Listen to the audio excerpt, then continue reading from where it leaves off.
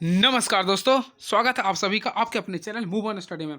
आज मैं आप लोगों के सामने झारखंड इंटरमीडिएट इतिहास का सेट नंबर 3 लेके आया हूँ, जो कि झारखंड बोर्ड के द्वारा जारी किया गया है। तो फ्रेंड्स, मैं स्टार्ट करता हूँ तुरंत। तो पहला क्वेश्चन आप लोग के सामने ये रहा। तो फ्रेंड्स, सबसे पहले क्वेश्चन देखिए क्या बोल रहा। उद्देश्य प्रस्ताव किसने प्रस्तुत किया? तो इसका राइट आंसर होगा फ्रेंड्स पंडित जवाहरलाल नेहरू। आगे ध्यान दीजिए, सबसे पहले इसका राइट आंसर हो गया पंडित जवाहरलाल नेहरू। आगे मैं आप लोगों को पूरा आंसर बताता हूँ, ठीक है। नेक्स्ट क्वेश्चन फ्रेंड्स बोल रहा, स्वराज पार्टी की स्थापना कब और कहाँ हुआ था? फ्रेंड्स याद रखिएगा, स्वराज पार्टी का स्थापना जो हुआ था वह 1 जनवरी 1923 को हुआ था। कब हुआ था फ्रेंड्स? 1 जनवरी 1923 को। कहाँ हुआ था? अगर फ्रेंड्स कहाँ अगर आता है तो इसे याद रखिएगा, हमेशा इलाहाबाद में हुआ था। कहाँ हुआ था फ्रेंड्स? इलाहाबाद में। नेक्स्ट, पूना पैक्ट कब हुआ? फ्रेंड्स, पूना पैक्ट जो हुआ था, देखिए मैं आप लोग को डेट के साथ बताता हूँ। पूना पैक्ट हुआ था 24 सितंबर, यानी कि 24 सितंबर 1932 को हुआ था। 24 सितंबर 1932 को हुआ था। पुणे, यानी कि पुणे के यरवदा जेल में हुआ था। क्लियर है? नेक्स्ट, इसके बाद थोड़ा सा मैं आंसर के बाद पूरा डीपली बताऊंगा आप लोग को। आगे आंसर देख लीजिए आप लोग। नेक्स्ट, 1857 के क्रांति का प्रतीक चिन्ह क्या? देखिए यहाँ पे प्रतीक चिन्ह हो रहा। तो फ्रेंड्स, इसका जो प्रतीक चिन्ह था, काफ़ी महत्वपूर्ण क्वेश्चन है ये। तो इसका जो प्रतीक चिन्ह था, रोटी और उगता हुआ कमल। रोटी और उगता हुआ कमल या खिलता हुआ कमल, ठीक है। खिलता हुआ कमल भी लिख सकते हैं या फिर उगता हुआ कमल। नेक्स्ट, व्यक्तिगत सत्याग्रह के प्रथम सत्याग्रही कौन है? देखिए यहाँ पे प्रथम बोल रहा। तो फ्रेंड्स, प्रथम जो सत्याग्रही थे वह विनोबा भावे थे। कौन थे फ्रेंड्स? विनोबा भावे थे। इसे ध्यान में रखिए, काफ़ी महत्वपूर्ण है। विनोबा भावे थे। नेक्स्ट, जजिया कर, सॉरी क्या लिखा है, जजिया कर, अकबर द्वारा जजिया कर कब समाप्त किया गया? यहाँ पे देखिए कब समाप्त किया गया। तो इसे याद रखेंगे, काफ़ी महत्वपूर्ण क्वेश्चन है फ्रेंड्स। 1564 में किया गया था। कब किया गया था? 1564 में। नेक्स्ट, संविधान सभा में प्रारूप समिति के अध्यक्ष कौन थे? तो फ्रेंड्स, प्रारूप समिति बोला ना, तो प्रारूप समिति के जो अध्यक्ष है डॉक्टर भीमराव अंबेडकर थे। कौन थे फ्रेंड्स? डॉक्टर भीमराव अंबेडकर थे। चलिए, था आप लोग को ऑब्जेक्टिव। अब मैं आप लोग को पूरे इसके बारे में ऑपरेशन के साथ डिटेल करने जा रहा हूँ। तो देखिएगा मैं किस प्रकार बता रहा हूँ, काफ़ी महत्वपूर्ण नॉलेज दूंगा। सबसे पहले फ्रेंड्स देखिएगा क्या लिख रहा है क्वेश्चन, ध्यान दीजिए। नेक्स्ट, पहला क्वेश्चन क्या बोल रहा है? उद्देश्य प्रस्ताव से आप क्या समझते हैं? देखिएगा फ्रेंड्स, मैं जो भी बताऊंगा काफ़ी महत्वपूर्ण, इसे नोट कर लीजिएगा, क्योंकि बहुत ही कीमती नॉलेज देने जा रहा हूँ। सबसे पहले उद्देश्य प्रस्ताव समझिए होता क्या। भारतीय संविधान जब भारतीय संविधान बन रहा था फ्रेंड्स, तो उसके लिए भारत के प्रथम प्रधानमंत्री, यानी कि भारत के प्रथम प्रधानमंत्री पंडित जवाहरलाल नेहरू ने 13 दिसंबर 1946 को उद्देश्य प्रस्ताव के बारे में मांग किया। जो कि उद्देश्य प्रस्ताव के बारे में मांग किया है, ठीक है, जो कि फाइनली तौर पर याद रखिएगा 22 जनवरी 1947 को। यहाँ पे थोड़ा मिस्टेक हो रहा है फ्रेंड्स, देखिएगा यहाँ पे मैं जो बता रहा हूँ, यहाँ पे थोड़ा मिस्टेक हुआ, यानी कि 13 दिसंबर 1946 को, 13 दिसंबर 1946 को मांग किया था। अब फाइनली तौर पे 22 दिसंबर 1947 को पारित किया गया था, यानी स्वीकृत किया गया था। फिर से सुनिएगा फ्रेंड्स, मैं जो बोल रहा हूँ, यानी 13 दिसंबर 1946 को प्रस्तुत किया गया था, और जो पारित जो किया गया था वह 1947 को 22 जनवरी। यहाँ पे दो क्वेश्चन होता है। प्रस्तुत किया, अगर यहाँ क्वेश्चन बोल रहा तो 13 दिसंबर 1946 को, और अगर पारित की बात किया था, अगर पारित की बात किया था 1900, सॉरी पारित का देखिए मैं लिख देता हूँ, अगर पारित की बात किया था तो फ्रेंड्स इसका राइट आंसर होगा 22 जनवरी 1947 को। यहाँ से दो क्वेश्चन आप लोग को मैं बता दिया हूँ। अब सुनते जाइएगा जो मैं बोल रहा हूँ। सबसे पहले इसमें याद रखिए उद्देश्य प्रस्ताव होता क्या। देखिए, संविधान जब बन रहा था भारत के लिए, तो उसके लिए एक इंट्रोडक्शन था, जिसे हम लोग स्थापना अरे प्रस्तावना कहते हैं। तो उसी के बारे में निर्माण था, यानी कि फ्रेंड्स संविधान के निर्माण के लिए, यानी कि संविधान के निर्माण के लिए जो सटीक दर्शन थे, संविधान के निर्माण के लिए जो सटीक दर्शन थे एवं उसके मार्गदर्शन के सिद्धांत को बोलते हैं उद्देश्य प्रस्ताव। अब इसे ही बाद में भारत का प्रस्तावना कहा गया, यानी उद्देश्य प्रस्ताव को ही बाद में भारत का प्रस्तावना कहा गया, यानी संविधान की प्रस्तावना कहा गया। क्लियर है? अब अगर क्वेश्चन आता है प्रस्तावना से आप क्या समझते हैं, थोड़ा introduction of our Indian constitution is called as प्रस्तावना। यानी फ्रेंड्स जो इंट्रोडक्शन होता है आप लोग का संविधान का, उसे ही बोलते हैं प्रस्तावना। तो ये था। तो उद्देश्य प्रस्ताव किसने प्रस्तुत किया था? पंडित जवाहरलाल नेहरू ने। कब किया था? 13 दिसंबर 1946 को। अब फाइनली तौर पे कब पारित हुआ था? 22 जनवरी 1947 को। क्लियर है? नेक्स्ट क्वेश्चन, स्वराज पार्टी की स्थापना कब और कहाँ हुई थी? देखिए आप क्वेश्चन, स्वराज में कब और कहाँ हुई थी, काफ़ी महत्वपूर्ण क्वेश्चन है फ्रेंड्स। सबसे पहले मैं आप लोग को ये बताना चाहता हूँ, स्वराज का अर्थ क्या होता है? फ्रेंड्स आप लोग बचपन से पढ़ते आ रहे होंगे स्वराज। देखिए स्वराज का अर्थ स्वराज, यानी अपना राज, यानी फ्रेंड्स इसका जो अर्थ होता है मैं लिख देता हूँ। इसका जो अर्थ होता है फ्रेंड्स, कब और कहा ना सागर, हाँ ठीक है। तो इसका जो अर्थ होता है यानी स्वराज का जो अर्थ होता है फ्रेंड्स, अपना अधिकार। क्या होता है फ्रेंड्स? अपना अधिकार। मैं लिख देता हूँ, अपना अधिकार या फिर अपना राज्य।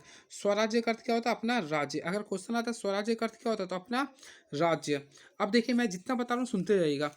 स्थापना, ध्यान से सुनिएगा। सबसे पहले फ्रेंड्स, स्वराज पार्टी की जो स्थापना कब बोला ना, तो कब अगर क्वेश्चन आता है तो इसका राइट आंसर होगा, याद रखिएगा, 1 जनवरी 1923 को। 1 जनवरी 1923 को।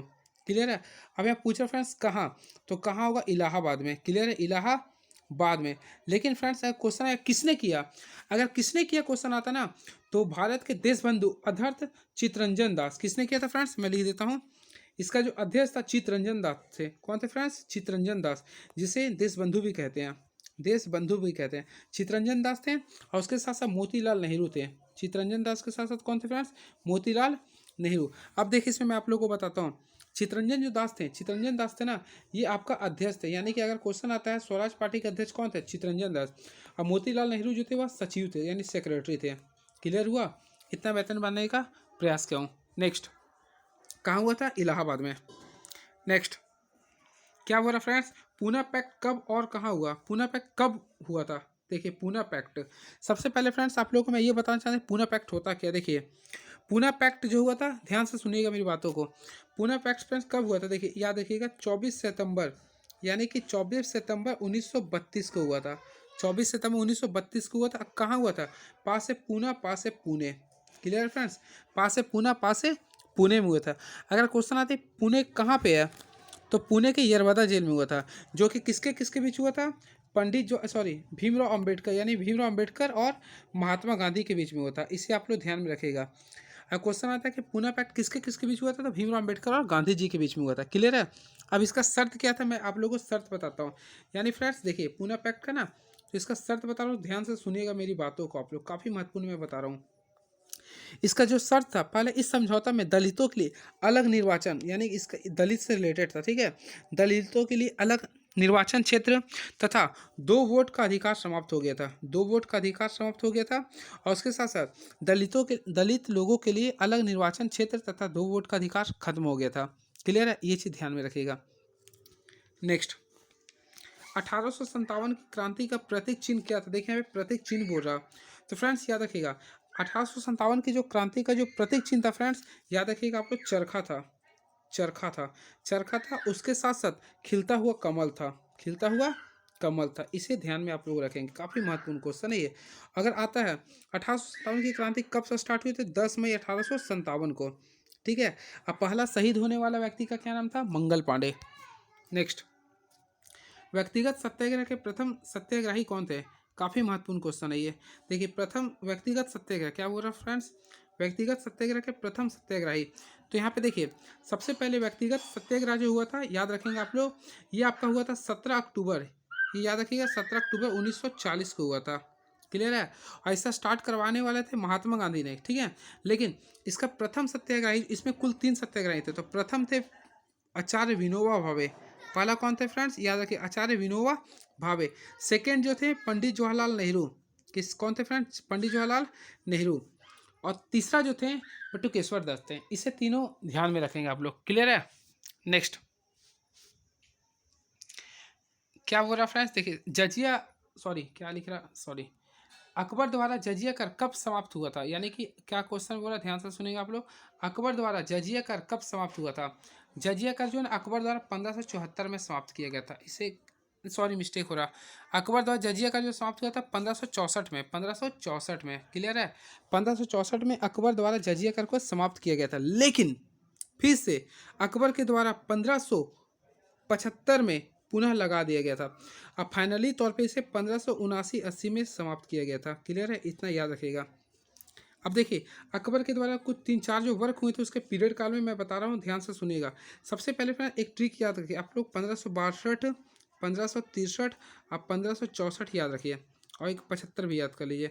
देखिए एक 1582 भी याद कर सकते हैं। सबसे पहले 1562 में, 1562 में इन्होंने दास प्रथा स्टार्ट किया। 63 में देखिए 30 से 63, 30 से तीर्थ कला, यानी तीर्थ कला स्टार्ट किया। 64 में जजिया कर, ठीक है। अब 75 में इबादत खाना की स्थापना किया था। अब फाइनली तौर पे 1582 में आप लोग कमेंट बॉक्स में लिखिए क्या किया था। बहुत ही इंपॉर्टेंस था, दिन ए इलाही की स्थापना किया था। ठीक है। नेक्स्ट, संविधान सभा के प्रारूप समिति के अध्यक्ष कौन थे? देखिए, सबसे पहले प्रारूप समिति बोला ना, तो प्रारूप समिति के जो अध्यक्ष हैं डॉक्टर भीमराव अंबेडकर थे। डॉक्टर भीमराव अंबेडकर थे, इसे याद रखेंगे आप लोग।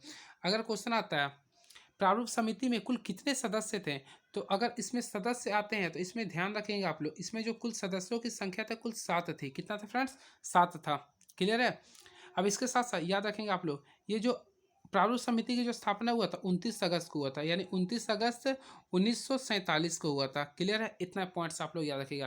प्रारूप समिति के अध्यक्ष कौन थे? डॉक्टर भीमराव अम्बेडकर। इसमें कुल कितने सदस्य थे? 7 सदस्य थे। और इसकी स्थापना कब हुआ था प्रारूप समिति का? 29 अगस्त 1947 को हुआ था। क्लियर है। नेक्स्ट, अब आ गए शॉर्ट क्वेश्चन। इतना मैं ऑब्जेक्टिव बताऊँ, वो भी पूरे ऑपरेशन के साथ। नेक्स्ट, लघु उत्तरीय प्रश्न है, काफ़ी महत्वपूर्ण क्वेश्चन है ये। तो फर्स्ट क्वेश्चन क्या है, देखिए आप लोग ध्यान से, तीन कठिया पद्धति से आप क्या समझते हैं? काफ़ी महत्वपूर्ण क्वेश्चन है ये, तीन कठिया पद्धति।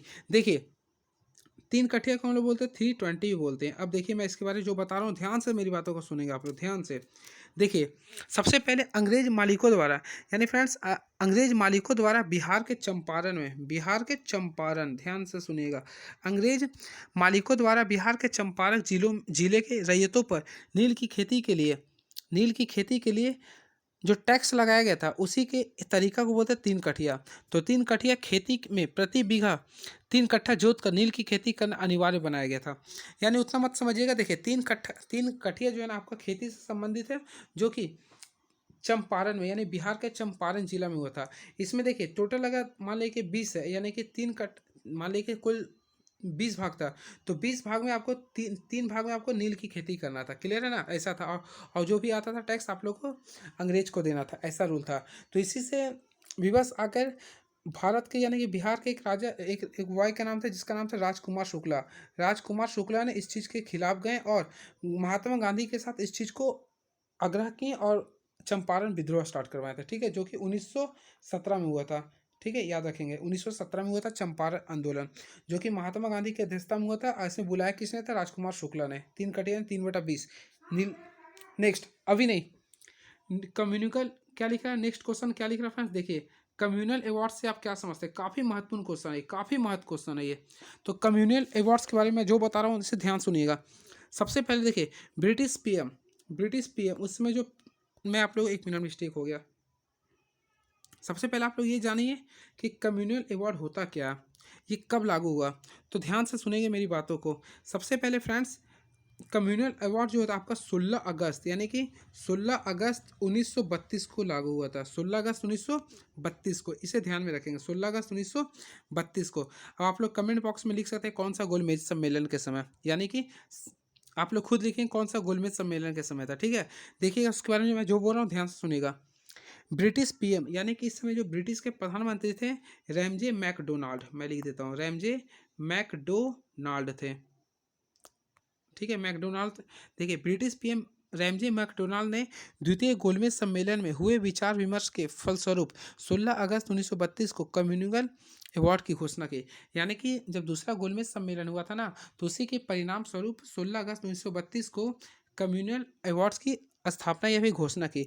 इस निर्णय में दलितों को भी मुस्लिम, सिख आदि की तरह पृथक निर्वाचन मंडल किया गया था। यानी फ्रेंड्स, ये जो हुआ था इसके, देखिए इसमें क्या किया गया था ना, इसमें जो घोषणा किया गया था कब किया था? 16 अगस्त 1932 को, 16 अगस्त 1932 को। इसके किसने किया था? मैकडोनाल्ड ने। किसने किया था? मैकडोनाल्ड ने। इसके तहत ये बोला गया था ना, इस पर यह निर्णय लिया गया था दलित को भी मुस्लिम, सिख की तरह पृथक निर्वाचक मंडल प्रदान किया जाएगा। उसके साथ साथ दलित वर्ग को 2 जगह वोट देने का अधिकार मिला था। यानी इसमें यह था दलित वर्ग के लोगों को 2 जगह वोट देने का अधिकार मिला था। क्लियर है। नेक्स्ट, खिलाफत आंदोलन से आप क्या समझते हैं? सबसे पहले फ्रेंड्स, अगर क्वेश्चन आता है खिलाफत आंदोलन कहाँ हुआ, अगर कहाँ क्वेश्चन अगर आता है, क्योंकि सब एग्जाम में पूछता है। ठीक है, अगर पूछता है कहाँ हुआ, ठीक है, फिर कब हुआ, कब तक चला? तो देखिए सबसे पहले फ्रेंड्स खिलाफत आंदोलन, खिलाफत यानी खिलाफ होना। तो देखिए सबसे पहले ध्यान रखिएगा, इसका जो स्टार्ट हुआ था 23 तारीख को, यानी कि 23 नवंबर 1919 को स्टार्ट हुआ, 23 नवंबर 1919 को लिख देता हूँ। सबसे पहले ये जो स्टार्ट हुआ था, मैं फिर से लिखता, 23 नवंबर 1919 को हुआ था। अब क्वेश्चन आता है कहाँ से स्टार्ट हुआ, तो भारत की राजधानी दिल्ली से। ये क्वेश्चन पूछा हुआ था इसलिए मैं बता रहा हूँ। तो बोलेगा खिलाफत आंदोलन कहाँ से स्टार्ट हुआ था, नई दिल्ली से। कब हुआ था, 23 नवंबर 1919 को। अब देखिए इसमें क्या था, इसकी जो अध्यक्षता किया था दो अली ब्रदर्स, यानी जिसका नाम था एक मोहम्मद, सुनिएगा ध्यान से, मोहम्मद अली, यानी फ्रेंड्स एक मोहम्मद अली था और उसके साथ साथ शौकत अली, दो अली ब्रदर, दोनों अली ब्रदर का नाम क्या था, शौकत अली और मोहम्मद अली, यानी दो अली ब्रदर्स ने खिलाफत आंदोलन को शुरुआत किया था। ठीक है। अब देखिए इसका ये जो चला था, अगर क्वेश्चन आ रही कब से कब तक चला था, ये भी क्वेश्चन आ सकता है। तो देखिए ये चला जो था फ्रेंड्स 1919 से लेकर 1924 के बीच चला था। क्लियर है। अब देखिए मैं जितना बता रहा हूँ ध्यान से सुनते जाइए, इसके बारे में काफ़ी महत्वपूर्ण चीज़ बताने जा रहा हूँ। देखिए कब से कब चला था, 1919 से लेकर 1924 के बीच में चला था। कहाँ स्टार्ट हुआ था, दिल्ली में। किसने चलाया, शौकत अली और मोहम्मद अली ने। अब देखिए इसके बाद उद्देश्य क्या था, इसका उद्देश्य जो था फ्रेंड्स काफ़ी इंपॉर्टेंस होता है। देखिए उद्देश्य था ना, तुर्की खलीफा के पद को, देखिए मैं लिख देता हूँ, खलीफा के पद तुर्की खलीफा के पद को पुनः स्थापित करना था। इसका पहला उद्देश्य था तुर्की खलीफा के पद को पुनः स्थापित करना था। उसके साथ साथ वहाँ के धार्मिक क्षेत्रों से प्रतिबंध हटाना था। यानी कि इसका सेकंड जो था ना, वहाँ के जो धार्मिक क्षेत्र था, लिख देता हूँ, वहाँ के जो धार्मिक क्षेत्रों से प्रतिबंध को हटाना था। नेक्स्ट, खिलाफत आंदोलन समझ में आ गया फ्रेंड, यानी खिलाफ हो गया था। रॉलेट एक्ट पर टिप्पणी लिखना है। फ्रेंड्स रॉलेट एक्ट के बारे में आप लोग खुद लिख सकते हैं, क्लास 10 में आप लोग पढ़ोगे। सबसे पहले देखिए रॉलेट एक्ट कब लगा था, 1919 को। क्लियर है। अब ये ऐसा कानून है, अब इसके बारे में खुद लिख सकते हैं आप लोग। ठीक है। यानी कि ये एक ऐसा कानून था जिसमें जिसमें किसी बिना अपील या बिना अपील या बिना वकील के किसी को भी शक के आधार पर लोगों को जबरन भर्ती किया जाता था। ठीक है। अब इसी के खिलाफ आकर जलियांवाला बाग में एक बैठक किया था महात्मा गांधी के अध्यक्षता में। ठीक है। आप लोग लिख सकते हैं इसके बारे में। नेक्स्ट और वेरी इंपॉर्टेंट क्वेश्चन, धन के निष्कासन से आप क्या समझते हैं, काफ़ी महत्वपूर्ण क्वेश्चन है ये। देखिए फ्रेंड्स मैं जो भी बता रहा हूँ इसे आप लोग नोट कर लीजिएंगे, काफ़ी महत्वपूर्ण चीज़ बताने जा रहा हूँ। देखिए सबसे पहले धन का निष्कासन का सिद्धांत, अगर बोलता ना कि धन के निष्कासन का सिद्धांत किसके द्वारा दिया गया, तो अगर क्वेश्चन मैं लिख देता हूँ यहाँ पे ताकि आप लोग को बने रहे माइंड में ये। तो धन के निष्कासन का जो सिद्धांत जो दिया गया था दादा भाई नौरोजी के द्वारा, दादा भाई नौरोजी के द्वारा। ये आप लोग एग्जाम में याद कर लीजिएगा, एग्जाम में नहीं यानी अभी, यानी क्वेश्चन आएगा कि धन के निष्कासन का सिद्धांत किसने दिया था, दादा भाई नौरोजी ने दिया। अगर आता कब दिया था, तो फ्रेंड्स 1901 में दिया था। कब दिया था, 1901 में दिया था। कैसे जाने, क्योंकि मैं यहाँ पे गोल कर दिया। क्लियर हुआ। उसके साथ साथ कौन सा बुक के माध्यम से दिया था, तो उनके एक बुक था, उसका बुक का नाम था पोवर्टी, लिख देता हूँ, poverty and British rule of India के माध्यम से दिया था। देखिए मैं बता रहा हूँ जो ध्यान से सुनिएगा, होता क्या है धन के निष्कासन से, आप होता क्या, यानी समझिएगा, सुनिएगा मेरी बातों को। भारत में यानी फ्रेंड्स देखिए भारत में ब्रिटिश शासन के समय भारतीय उत्पाद का वह हिस्सा जो जनता के उपभोग के लिए उपलब्ध नहीं था या राजनीतिक कारणों से उसका प्रवाह इंग्लैंड की ओर से हो रहा था, जिसके बदले में भारत को कुछ नहीं प्राप्त होता था, उसे धन निष्कासन की संख्या दी गई थी। समझ में आ गया होगा फ्रेंड्स। यानी कि फ्रेंड्स देखिए भारत में ब्रिटिश शासन के समय भारतीय उत्पाद का वह हिस्सा जो जनता को उपभोग के लिए उपलब्ध नहीं था, यानी कि देखिए उस समय यानी कि 1901 के समय भारत तो ब्रिटिश शासन के अंतर्गत था। तो यानी कि भारत का जो भी मजदूर कोई वर्क करते थे तो अंग्रेज के अंतर्गत करते थे, उसके बावजूद भारत को कोई अधिकार नहीं रहता था, उसके बावजूद भारत को उसके उपभोग का अधिकार नहीं था या फिर उससे कुछ प्राप्त नहीं होता था भारत को। ठीक है ना। इसी के लिए धन का निष्कासन को चलाया गया था, किसके द्वारा, दादा भाई नौरोजी के द्वारा। कब, 1901 में।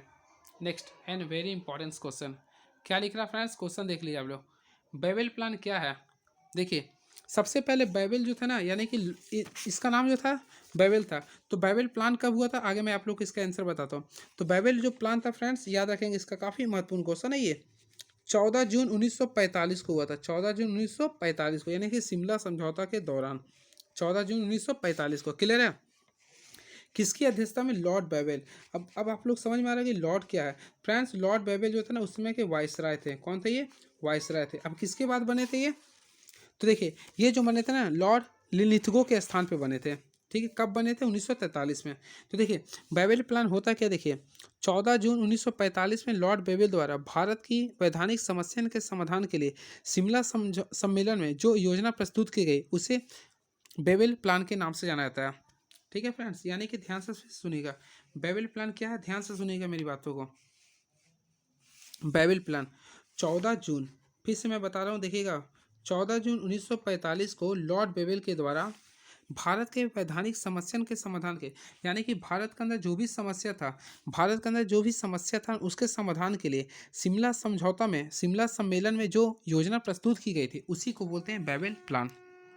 ठीक है, नेक्स्ट, आज़ाद हिंद फौज पर संक्षिप्त टिप्पणी लिखें। फ्रेंड्स ये तो आप लोग का फेवरेट क्वेश्चन होगा, ये मैं विश्वास के साथ बोलता हूँ। सबसे पहले आप लोग ये जानिए आज़ाद हिंद फौज की स्थापना किसने किया था, आप लोग को पता है? देखिए सबसे पहले मैं जितना बता रहा हूँ ध्यान से सुनते जाइए, इसके बारे में आप लोग रिकॉर्डिंग वाला सुन लीजिएगा। आज़ाद हिंद फौज, देखिए आज़ाद हिंद फौज की स्थापना का विचार सर्वप्रथम कैप्टन मोहन सिंह के मन में आया था।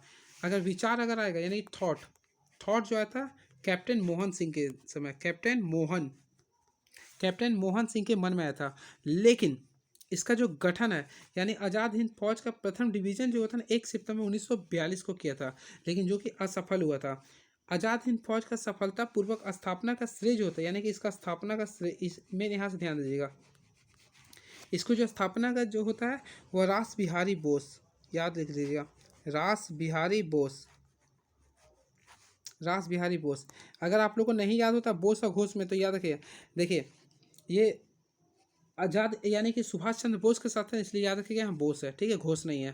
तो याद रखेंगे आप लोग आज़ाद हिंद फौज का सफलता का श्रेय जो है ना रास बिहारी बोस को दिया जाता है। ठीक है, और ये कब हुआ था? 1941 में हुआ था, 1942 में हुआ था। क्लियर है?